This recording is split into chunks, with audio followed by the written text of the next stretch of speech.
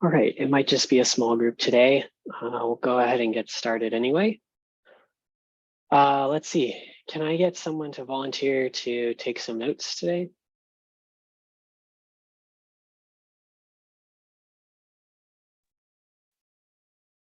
I can. Thanks, John.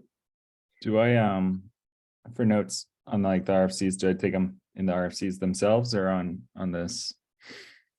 Yeah, we've usually done actual comments about the RFCs as comments on the RFCs themselves, and then any other stuff you could probably just like inline into the agenda wherever it makes sense. Yep.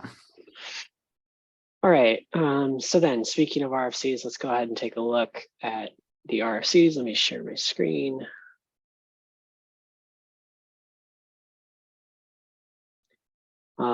And I'm going to skip over these two Java ones unless there are some objections here.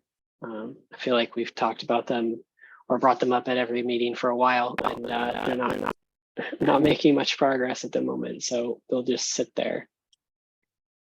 I've actually updated the. I'm sorry. Never mind. No, you're right. Never mind. Okay. I mean, we can talk about this. No, I was actually thinking about 274, but you didn't say you were going to skip. Right. My bad. Yeah, I was about to open this up, and we can talk about anything that's going on here.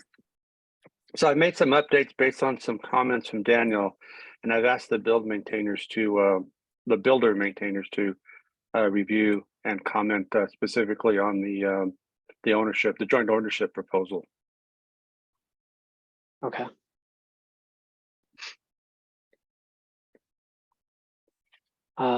Okay, I can take as an action item to ping the whole team, especially the builders, see if we can get them to get some eyeballs on this and we can get the ball rolling. But other than that, I read through it. It seems like it's in a pretty reasonable state at this point. All right, next up is this RFC for steering committee elections. I think this is in a state where it is mergeable.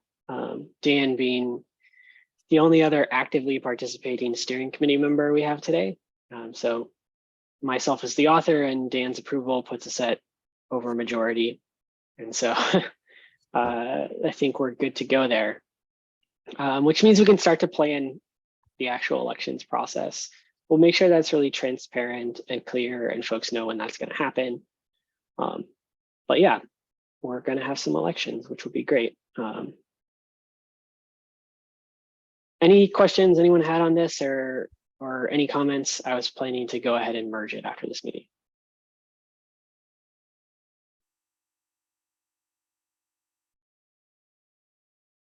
Great. Everyone's on the same page. Awesome. All right. And that brings us to this one that's new for this meeting. I think we've talked about this a little bit, but Ozzy, you want to give us some background on this? Yeah, I mean, should probably open the readable version of it from somewhere, but I didn't put a link in because I didn't. There you go. So that's it. So this is the one that we've been talking about for a while, which is the idea of introducing UBI-based base images, which will then obviously create UBI-based builders and UBI-based run images. And if it was just limited to that, if it were just the question of just swapping the Ubuntu stack out for the UBI stack, as it were, then it would be a relatively small RFC. But I've included in here as well stacks and extensions. So we're talking about here adding extensions that will provide the dependencies for runtimes as well, because that gives a UBI builder the capability to have Java or Node installed via RPM rather than having them installed via the downloaded tarballs that happen with Paketo today. And I think that fits suitably well within the current stuff that we've got within Paketo, because you already allow for multiple JVMs to be installed via different build packs. Essentially, this is, for Java at least, that would just be another one of those. But for Node, that would be probably the first time that we're allowing a second implementation of Node to be offered, unless people were playing with where the dependencies came from. So that's it at a high level, is the idea that we'll end up with a UBI-based builder. We're proposing one to begin with, just the single builder image for UBI. We'll support Node and Java off the bat, as it were, because we've got the experience in those. We do expect them that we'll bring in more as we go, but the goal will be to look at like the Paketo Java meta build pack that has all of the subs and get that whole lot shifted over so that it can run on top of the UBI base stuff, if you see what I mean. So we'll have our thing providing have the extension providing Java via RPM, but the entire rest of that little Java meta build pack from Paketo would then run as part of the UBI builder. And the same thing would happen for Node, where we'd have Node exist and come over from Paketo. So everything that's currently there for building Node apps will come over, except I think it's Node Engine that supplies the actual Node installer itself. And that part would be, I wouldn't say superseded, but it's effectively it can still be present. It'll just never have a chance to do anything because the extension will kick in first, because extensions and build packs both look at the project to see whether they want to be involved. They'll both say yes, but because of the ordering, the extension will always run first. So the extension will get the option to run first and we'll go, oh, hey, I need to provide Node. Node gets provided. And then by the time Node Engine comes around to run, it'll also have been selected. It'll look and say, oh, but Node's not in the build plan anymore because, when the extension ran, that satisfied that provides. So then when it gets around to Node Engine running later, it finds that it doesn't need that. We've already got the changes for that going through with the rest of Paketo at the moment in the relevant build packs so that it's able to tolerate it. We've been prototyping with approaches for this for a while. So I guess this is my first attempt. I've never written one of these for you guys before.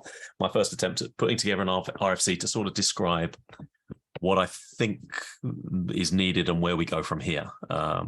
Which is to ask for a bunch of repositories to come into existence, and then hopefully from there start setting things up so that we can start building out. I don't expect we're going to be releasing like in the next week or two magically, but I'm thinking that if we can get the stuff up and start getting pipelines in place so that when we put code in, we can produce releases of this that eventually result in images being created, then at least we can get this stuff rolling. And yeah, so I'd ask if you're interested in UBI stuff to read through this, comment on it, let me know.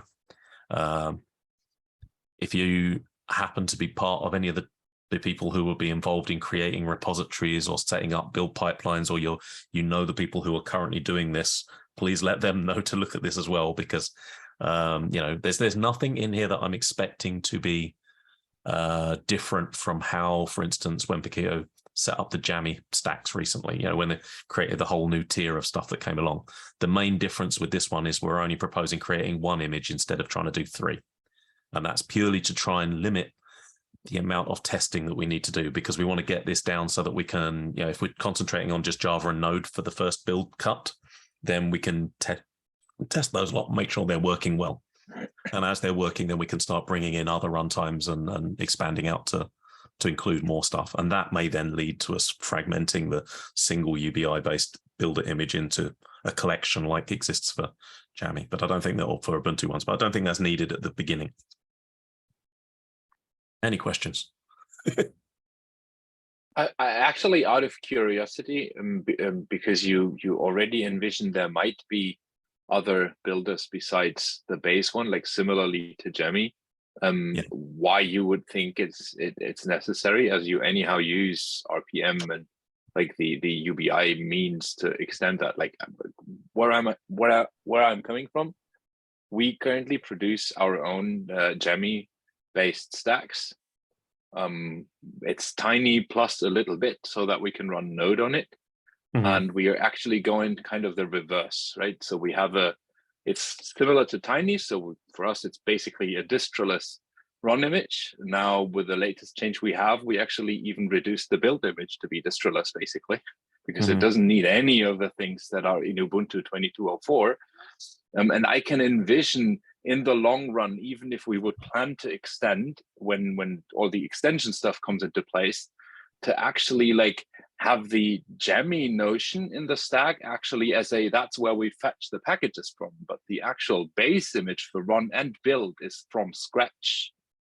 and here's the list of packages we need for Node, and here's the list of packages we need for Java, and here's the for the next. So I would be imagining actually there's no need for different builders other than maybe, and then coming maybe to the RFC of Kevin, other than the 127 layer limit, because you can't just put any more build packs onto it, right? But in terms of what the basic Linux base file system is, I don't see a need for a different one. So I'm curious if you do see the need in the future, as you have more experiences with building distributions, right? I have none. Well, I've got more experience floating around UBI and this from this perspective. The problem that we have here is that we want to get to the point where the application is running on a UBI-based container with the runtime being installed via RPM. Yeah. Now, if you were to start off with a builder that started from scratch, we still need to build the application using our supported runtime as well. So that has the runtime that's going to build the application needs to be installed via RPM. So if you start from scratch, you can't use RPM and DNF to install anything. Yeah. So we've got to start from a UBI base image, because that's the part that for free jumps us in one layer to having a whole system that's already set up to understand how to install dependencies from RPM. So that's in a way the justification for why we need this.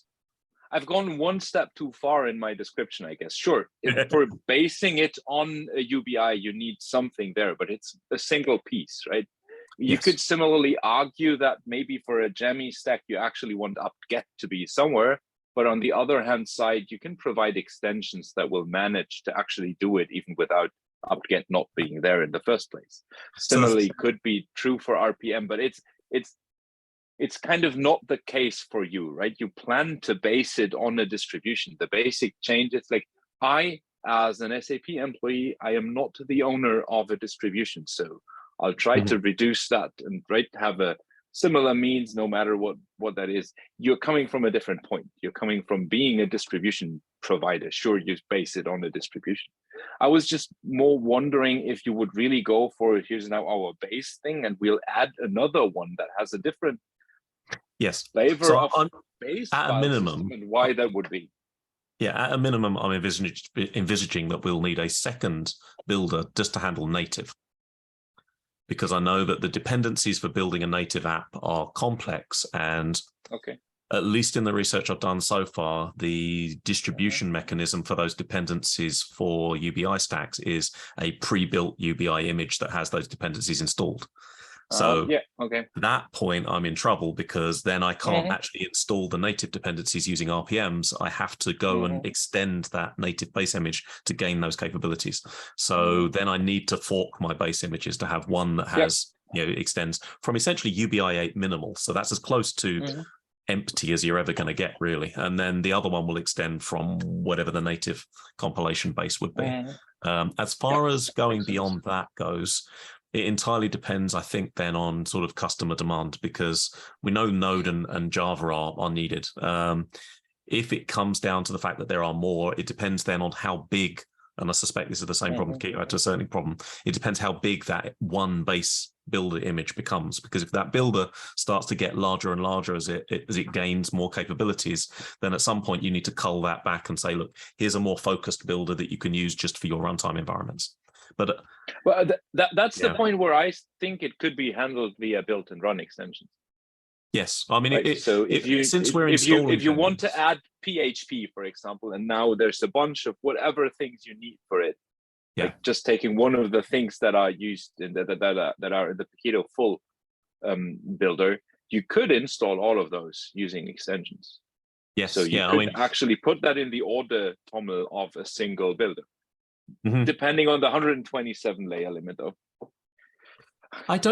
This is something we'll need to look at, because I'm not sure how many layers fall out after an extension is run, because the extension extends the builder, but that's temporary because that's only used during the build anyway. And what we're using here is we're swapping the run image to a pre-canned run image, which is why somewhere in there, and it talks about the particular images that will be being built, it's talking about having where is it? We've got like run Java UBI 8 base and run Node.js UBI 8 base. because if it's a Node app, we stage onto the Node run image, and if it's a Java app, we stage onto the Java run image. But those will only have one layer, and then any layers that are added, but after that will only be added by Buildpacks. So I guess in a way, we're probably down a layer or 2 layers already, as in less than the traditional Ubuntu approach, because we're not using a layer to store the RPM, not using a layer to store the runtime. Because I think actually the biggest layer limit problem that there is packing the Buildpacks onto a builder image, I guess, not actually for the run image.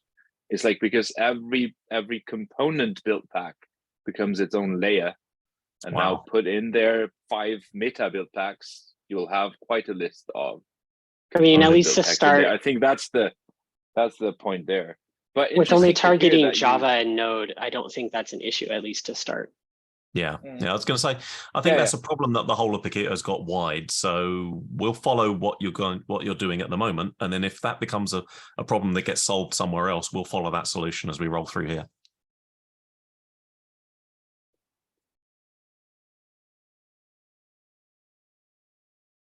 Yeah, I think ultimately we're going to end up with, UBI builders for the languages you want to support. So they'll probably just be UBI Java builder, UBI Node builder. Those things are separate. I think I'm keen, if we can, to make that a single one, at least for Node and Java, because I know they'll run alongside each other. They don't conflict. They're nice and tiny. Because the extensions don't contain the dependency, because it's downloaded via RPM, it doesn't add any real weight to the build image as a container image size. So that's an advantage. So I think at this point, it's easy to just keep it as the single, but mostly for a release cycle type thing. So we can just keep it as one and just keep it pushed out. Also, the advantage with having a single image is, of course, that from a tooling perspective, if we want a customer to say, use this, we can point them, just set your builder image to this, and you're done. No more configuration needed. Everything's good. Whereas I think the reason why there may be other builder images out there based on UBI in the long run may start to come in, as I think I've talked about some of this in here, maybe not, but we've been thinking about offline, like what happens for air-gapped systems, what happens for offline systems, because obviously if the builder image doesn't have the dependencies in it, RPM still needs to download those from somewhere. Now, usually what happens in these kind of environments with a UBI RHEL type install is that they've got their own package repository that contains the packages they've already approved, and that's local to their internal network somewhere. But either we'll have the extensions accept environment level config to point at that repository and then add that in ahead of the real repositories.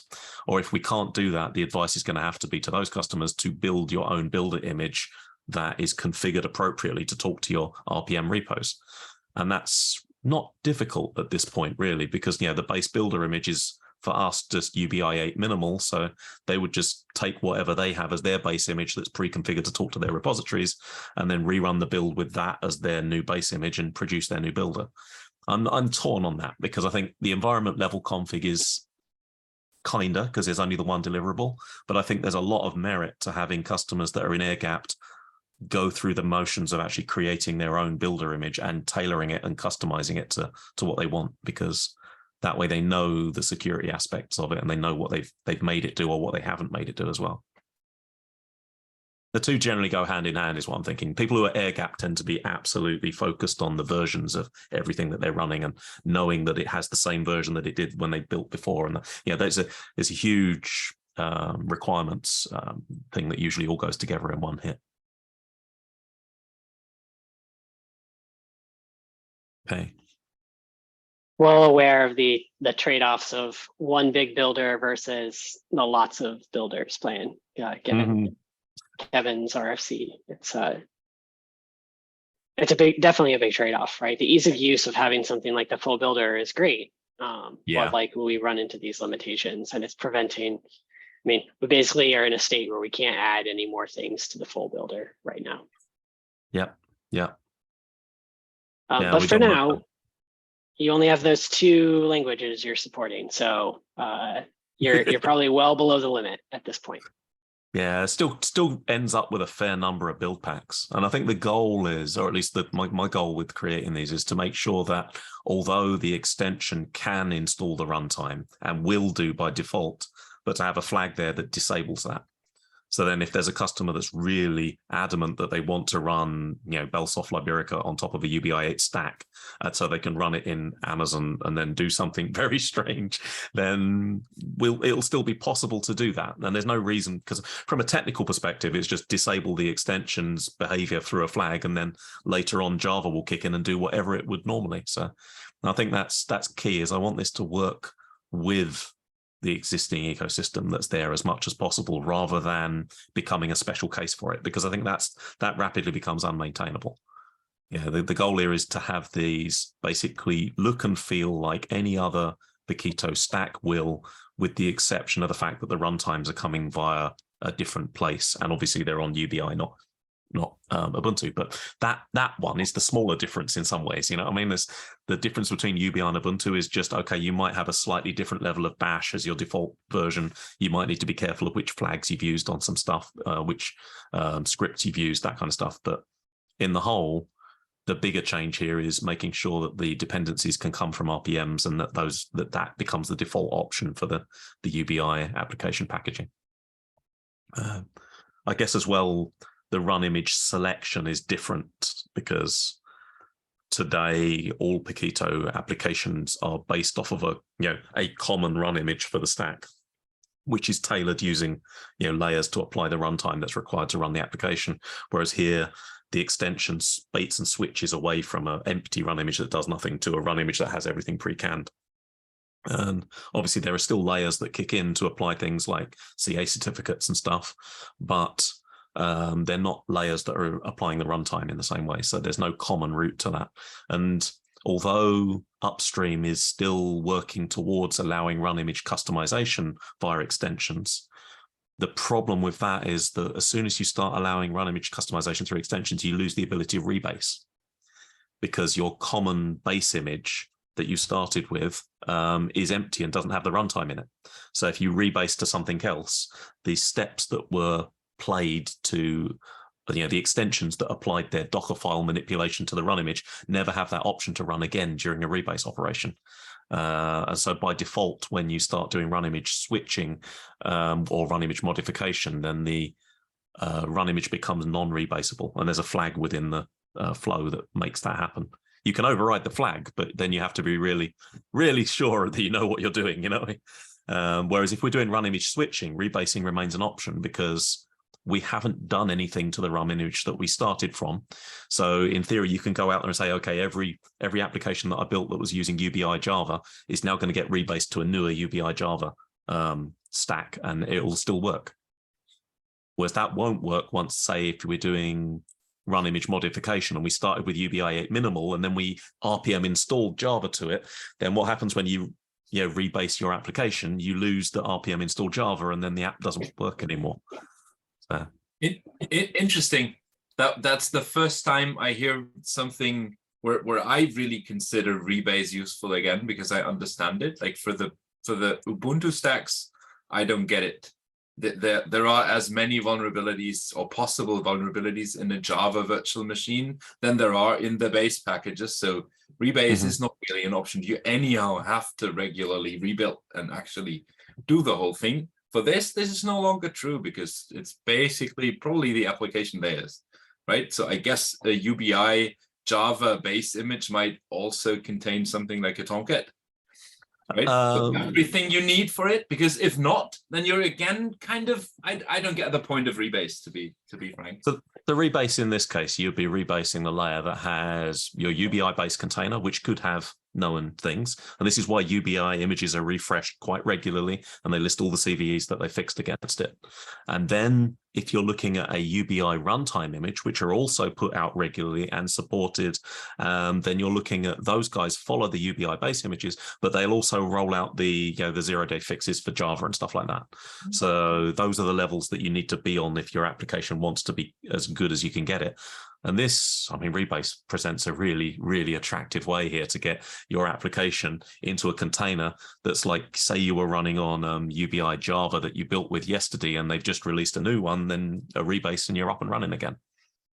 Yeah, well, my point there is that I see the integration point mainly out of the system. So put that into a CI/CD system, and when you anyhow have to run CI/CD, you can also go on and just build the whole app, run your tests, by the way. So a change in any of these layers also down there could lead to problems.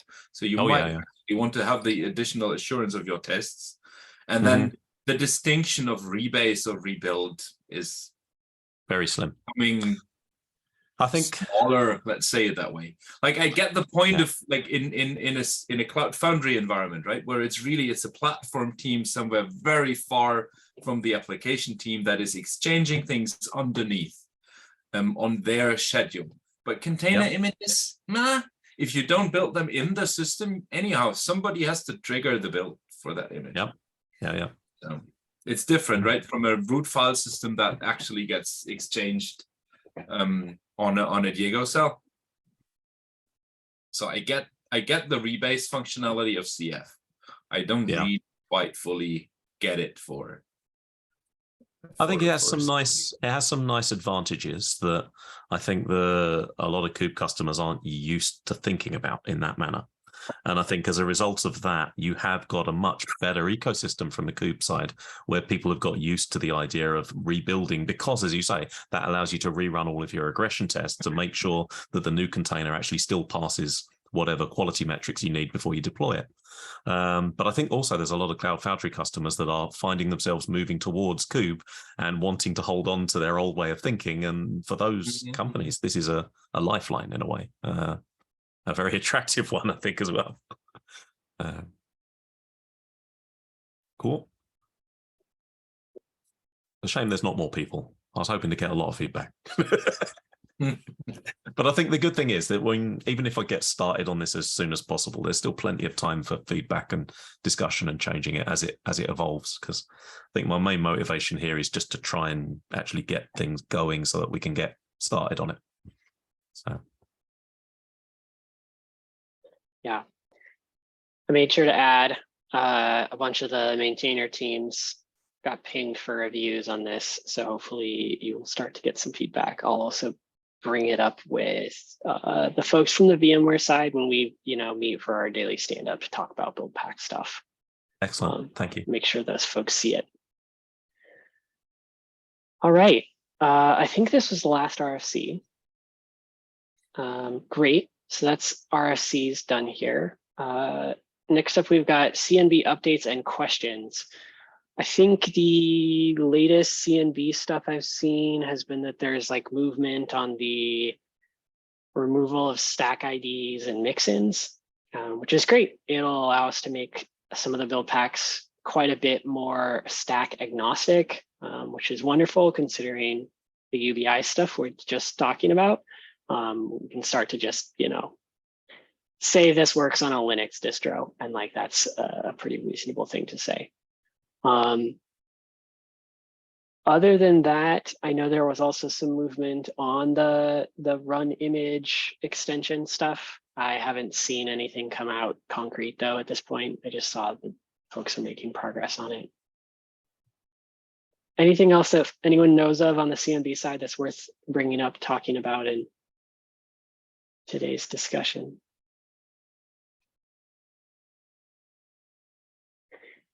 No, doesn't sound like it. Just adding one thing to the stack ID stuff, I'd really like to see Paketo moving away from using the stack ID still, and it's used for Tiny. Like it's used for detecting, oh, we are on Tiny, and make some decisions based on that. There might be something coming from our end to do some changes there. One of them being, is it somewhere? Yeah, I think there are places where it's the choice between running something directly or running with a bash. We have a stack that is not Tiny, right, from the ID, so we are already running there, but we also plan to remove bash, so we will maybe even come with something to align on. Let's try to use whatever shell is available. but that's a different topic, I guess. But it would be great if like stack ID still exists. They've removed stacks and mixins, but stack ID still exists, and that's like a territory I'd like Paketo to see step out of, so to say, and just say, nah, let's not make any decisions based on that ID. Yeah, that would be great. Okay. In the project update section, I don't know that there's a lot.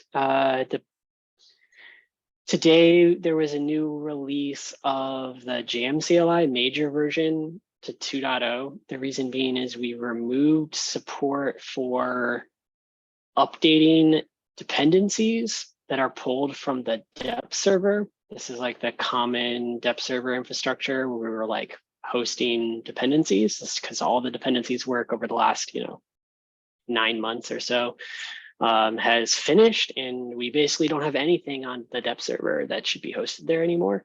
That stuff's been deprecated for a while. The command or support for it got removed today, and we had a major version for that specific thing.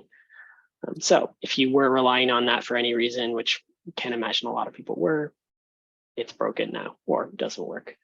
Yeah, I think that's it. Not a lot in the last week. This brings us to open mic questions, discussion topics. Anything else that folks wanted to bring up today for discussion?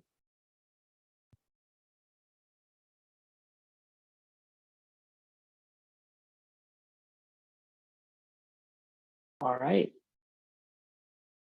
I think that brings us to the conclusion. Thanks for your time, folks. All See you right. next week. Thanks. Bye.